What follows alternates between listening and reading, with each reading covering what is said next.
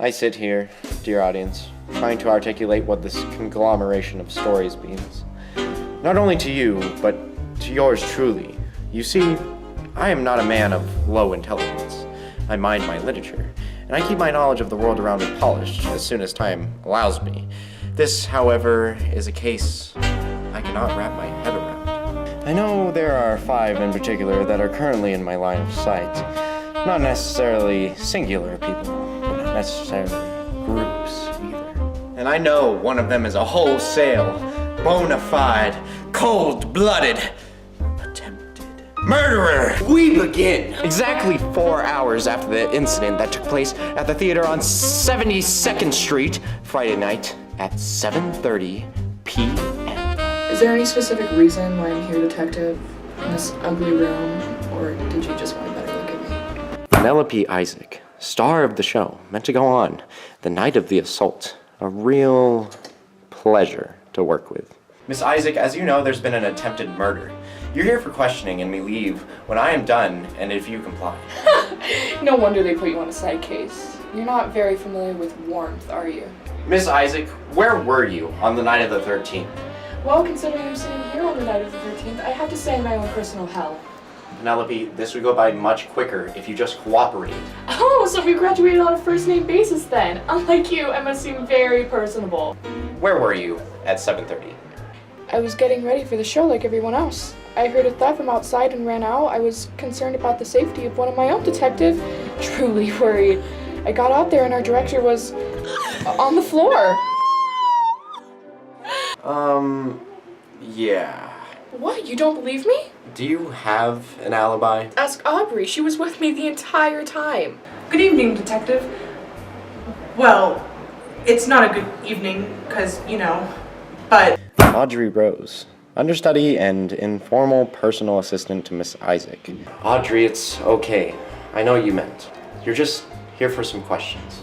First off, is it true what Miss Isaac said about leaving the dressing room after the light fell on Mr. Shepard?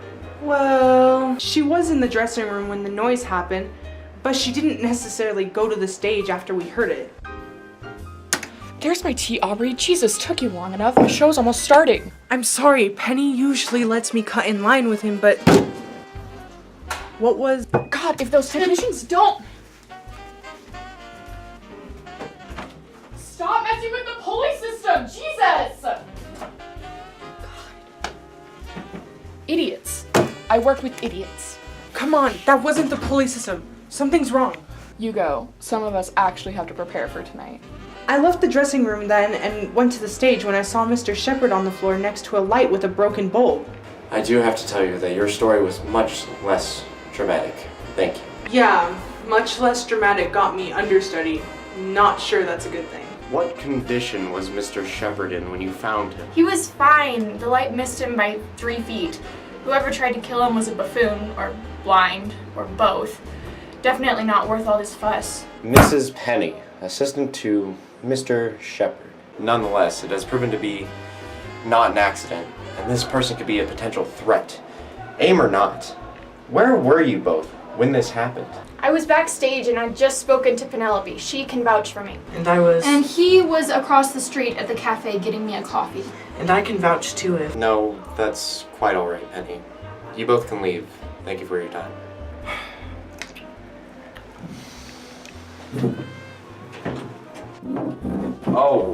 Hi, I was just about to leave. Was someone in here with blood on their hands? Sir, I'm not really sure about... Was someone in this room waiting to strike again?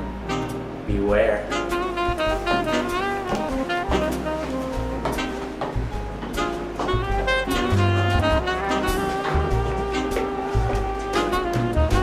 Beware, detective. If I am to believe what the janitor told me, that must mean that one of the people in that room was the murderer. But with all the alibis I've heard... I'm sorry, Penny usually lets me cut in line with him, but... And he was across the street at the cafe getting me a coffee. My God. Unless... Unless what, detective?